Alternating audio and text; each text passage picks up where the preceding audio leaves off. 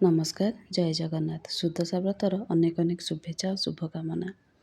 ମା ଲକ୍ଷ୍ମୀଙ୍କ କୃପା ଓ ଆଶୀର୍ବାଦ ଆପଣମାନଙ୍କ ଉପରେ ସବୁବେଳେ ଥାଉ।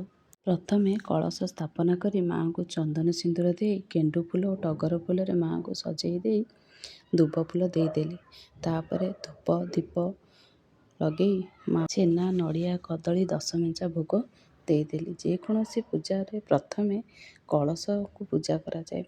ସେହିପରି ମୁଁ ପ୍ରଥମେ କଳସ ପୂଜା କରି ମାଆଙ୍କୁ ଭୋଗ ଲଗେଇଦେଲି। ମାଆଙ୍କୁ ଭୋଗ ଲଗେଇ ସାରିଲା ପରେ ପ୍ରଥମେ ଦୀପ ଧୂପ ଦେଇ ପୂଜା କରିଦେଲି। ମା ଲକ୍ଷ୍ମୀଙ୍କ ପାଖରେ ମଣ୍ଡା ପିଠା ପୂଜା କରାଯାଏ ସୁଦଶା ବ୍ରତରେ।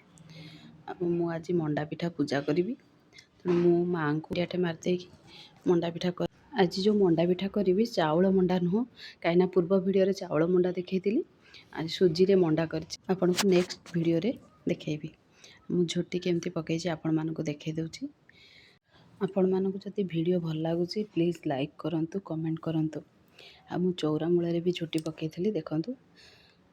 ମୁଁ ସବୁଆଡ଼େ ଝୋଟି ପକେଇକି ଦେଖେଇ ଦେଉଛି। ମଣ୍ଡା ପିଠା ତିଆରି କରିକି ମାଆଙ୍କ ପାଖକୁ ଭୋଗ କରିବି ବୋଲି ନେଇ ଆସିଲି। ପ୍ରଥମେ ବହି ପଢ଼ିଦେଲି। ତାପରେ ବହି ପଢ଼ିକି ମୁଁ 10 ଗଣ୍ଠି ଦେଲି।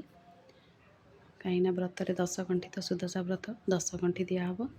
10 ଗଣ୍ଠି ଦେଇ ସାରିଲା ପରେ ମାଆଙ୍କ ପାଖରେ ମଣ୍ଡା ଭୋଗ କଲି। ତାପରେ ବ୍ରତକୁ ହାତରେ ବାନ୍ଧିଲି। ଧୂପ ଫୁଲ ଯେଉଁ ବାନ୍ଧିଥିଲି ତାକୁ ଦେଇକି ହାତରେ ବାନ୍ଧିଦେଲି ବ୍ରତକୁ।